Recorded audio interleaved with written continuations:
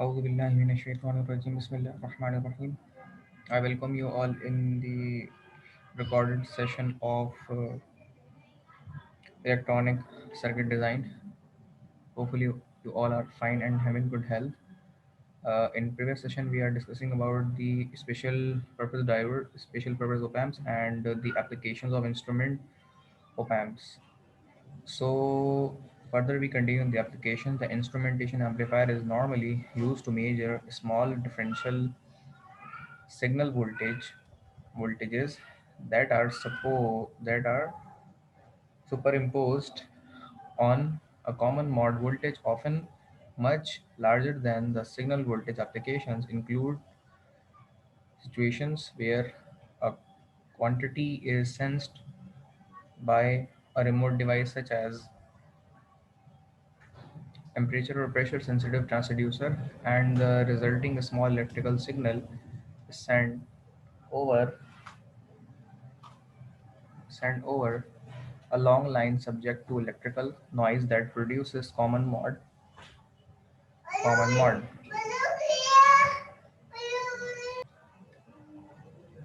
The instrumentation amplifier at the end of line must amplify the small signal from remote sensor and reject the large common mode voltage. As illustrated in this figure,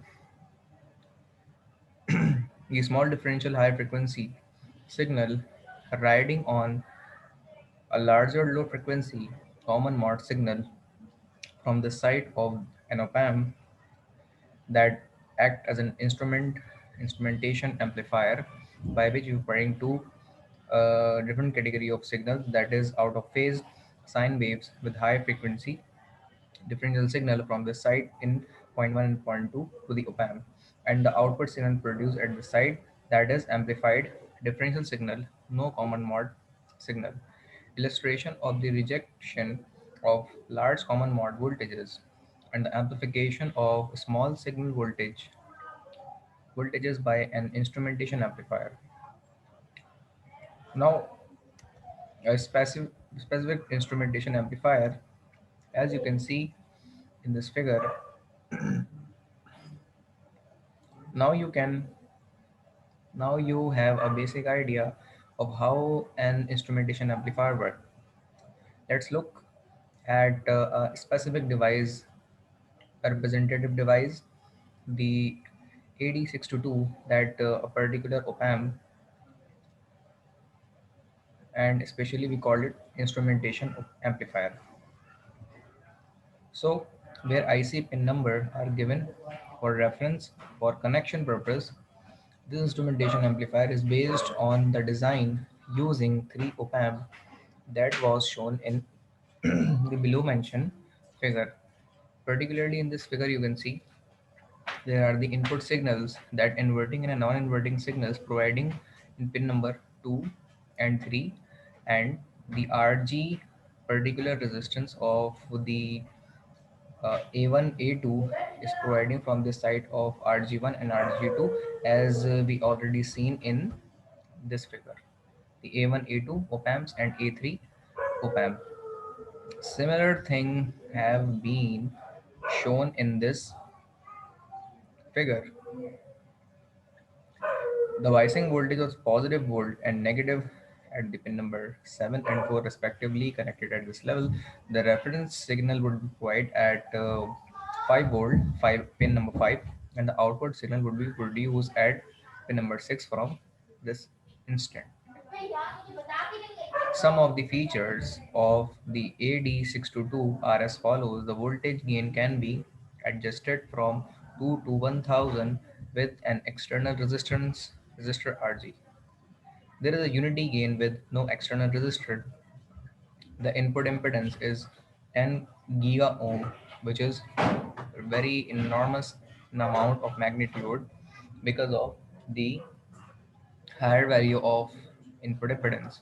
The common mode rejection ratio CMRR has a minimum value of 66 dB. Recall that a higher common mode rejection ratio means better rejection of common mode voltages, The AD622 has a bandwidth of 600 kilohertz at a gain of 10 and the slew rate of 1.2 volt per microsecond.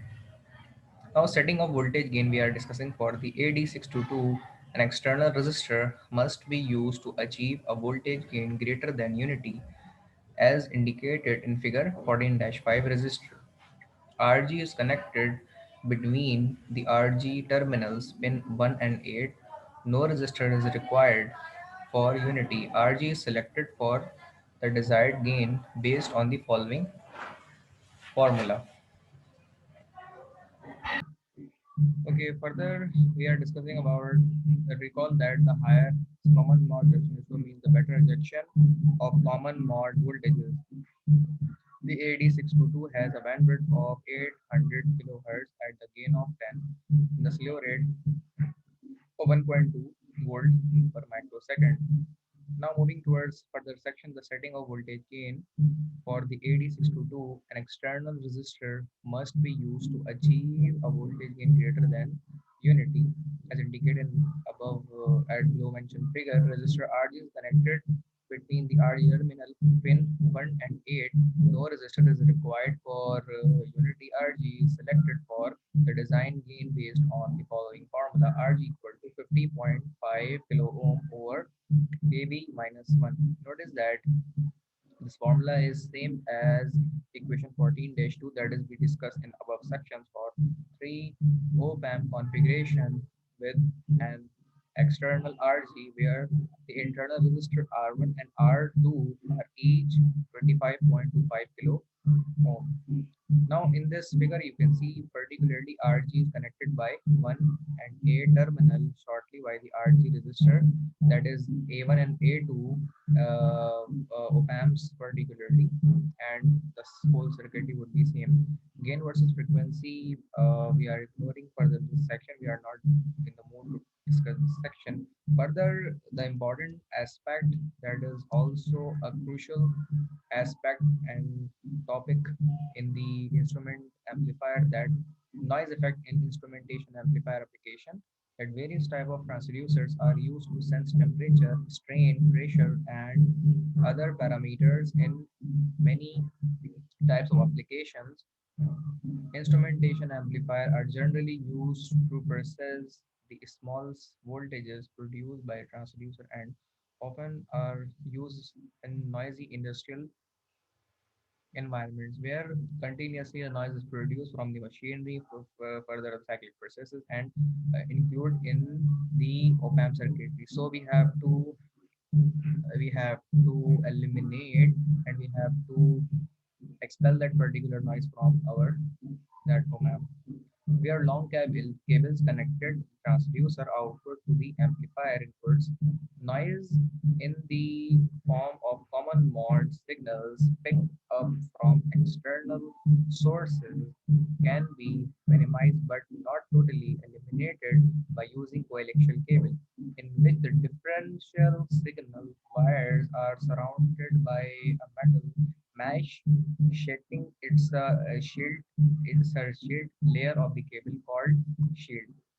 As you know, in an electrically noisy environment, any common mode signal that are induced on the signal lines are rejected because both inputs to the amplifier have the same common mode signals. However, when a shielded cable is used for that particular purpose, we use that cable of shield. There are stray capacitances, which we already discussed in Miller's effect, distributed along its length between each signal line and shield. The difference is the in these stray capacitances, particularly at higher frequencies, result in the phase shift between the two common mode signals, as illustrated in below mentioned figure 14 at the result in the degradation in the common mode rejection of amplifier because the two signals are no longer in phase and do not completely cancel, so that a differential voltage is created at the amplifier input. As in below mentioned figure, you can see the concept of degradation of common mode rejection in shielded cable connection due to unwanted phase shift. So the differential signal lines particularly provide at this end, you can see, and the shield is superimposed from this side, which is the upper layer is ground from this side. The stray capacitances distribute capacitance from the signal lines to shield ground, represented as lump capacitance. Lump means the equivalent capacitance will be produced at the side, which we already discussed in the Miller effect. The phase shift of theta due to differences in stray capacitances are produced in between the signals. Common mode signals are out of phase from this side, and the instrumentation amplifier, which already discussed in above scenarios, connected in this side, and the output will be produced and without the noise effect. So this is the main scenario, that why we connect the capacitance, why we why we use the particular scenario to eliminate the noise effect. Shield guard. The guarding is the technique to reduce the effect of noise on the common mode operation of an instrumentation amplifier operating in critical environments by connecting the common mode voltage to the shield of the coaxial cable. The common mode signal is fed back to the shield by a voltage follower state as shown in below mentioned figure. The purpose is to eliminate the voltage differences between the signal lines and the shield, virtually eliminating leakage current and cancelling the effect of distributed capacitances that cause to produce noise in your amplification, in particularly in the case of instrumentation amplifier, and that noise also amplify by this amplification scenario. So that's the reason we are using this technique and eliminate the noise factor by this way, to use a particular and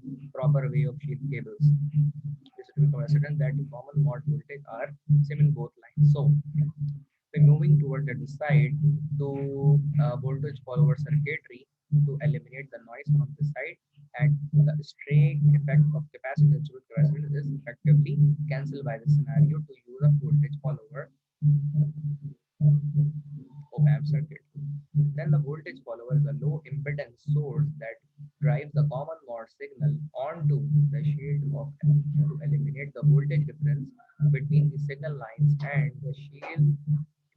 When the voltage between each signal lines and the shield is zero, the leakage current are also zero, and capacitive reactances become infinitely large, and infinitely large Xc implies a zero capacitance. Now moving towards a specific instrumentation amplifier with a guard operator. Guard operator particularly is for blocking the noise effect. Most instrumentation amplifiers can be configured externally to provide a shield guard driver. Certain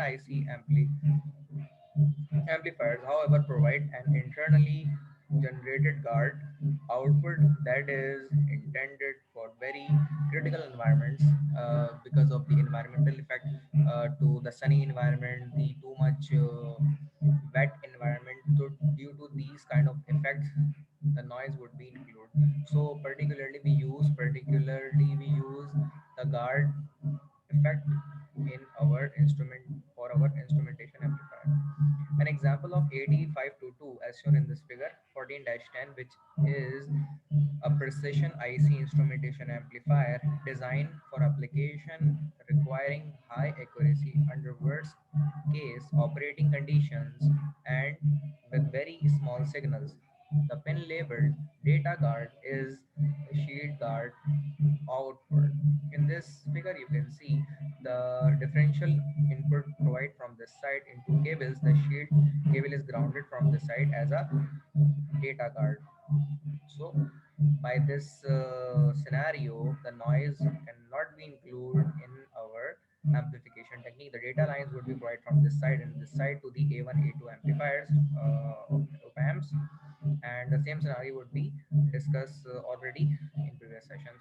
So the positive and negative biasing voltage are provided from the side, offset nullified voltage from the side 4 and 5 pins, and the sensing output for this side would be provided at this level. So moving towards the isolation amplifiers, and isolation amplifiers provide DC isolation between input and output. It is used for the protection of human life or sensitive equipment in those applications where hazardous power line leakage or high voltage transients are possible. The principles, the principal areas of applications are in medical instrumentation, power plant instrumentation, industrial processing, and automated testing phenomena. So moving towards the next scenario, the basic capacitor couple isolation amplifier. An isolation amplifier is a device that consists of two electrically isolated stages. The input stage and the output stage are separated from each other by an isolation barrier. As you can see in this level, the isolation barriers are providing this level. So that and so that signal must be processed in order to be coupled across the isolation barrier. Some isolation amplifiers use optical coupling uh, or transformer coupling to provide isolation between these stages. However, many modern isolation amplifiers use capacitive coupling for isolation. Each stage has separate supply voltages and ground so that there are no common electrical path between them. A simplified block diagram for a typical isolation amplifier as shown in below figure in 14-11. Notice two different ground symbols are used to reinforce the concept of stage separation. Moving towards further the block diagram of the capacitor coupled isolation amplifier. In this figure, you can see the input op amp is providing in the side and the input stage of biasing voltage positive and negative providing from this side. Modulator is connected also there for the communication application. The oscillator also connected with the oscillator for the carrier frequency, and there you can see the isolation barrier with the capacitive coupling connected at this level, which is coupled capacitively from this side and this side. When the modulator provided signal to the isolation capacitive coupling barrier, then the demodulator would be connected side. The demodulator further extract the information from this side. Now then the demodulator signal is connected at this side.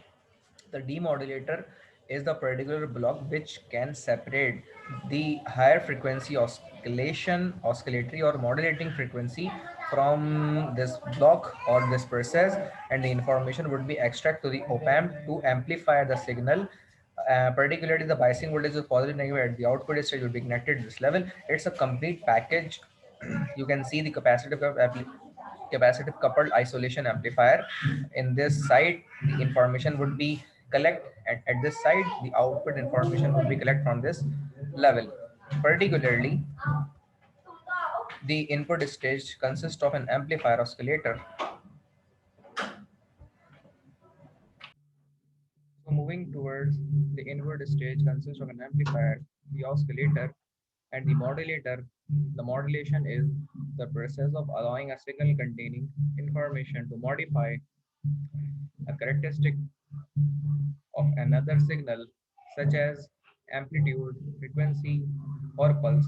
For the particular category of these techniques, we call the modulation, amplitude modulation, frequency modulation, and pulse width modulation. These are the further techniques of analog modulation.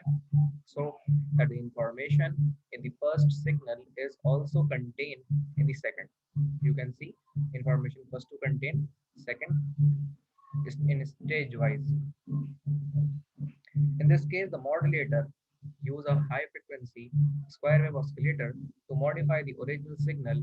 A small value capacitor in the isolation barrier is used to couple the lower frequency modulated signal or DC voltage from the input to the output. Without modulation, prohibitively high value capacitors would be necessary with a resulting degradation in the isolation between the stages. The output stage consists of A demodulator that extracts the original input signal from the modulated signal so that the original signal from the input stage is back to its original form. The higher frequency oscillator output, as you can see in figure 14-11, can be either amplitude or pulse width modulated by the signal from the input amplifier. Oscillators are covered in chapter 16 or in upcoming chapter. In amplitude modulation, the amplitude of the oscillator output is varied corresponding to the variations of the input signal as indicated in figure 14-12a, which uses one cycle of the sine wave for illustration. In pulse width modulation, the duty cycle of the oscillator output is varied by changing the pulse width corresponding to the variation of input signal. An isolator amplifier using pulse width modulator is represented in below mentioned figure. So in figure 14-12, you can see the original input signal providing from this side, and then it transform into amplitude modulation technique, the analog modulation, and then it compare with the square wave to convert in pulse width modulation signal.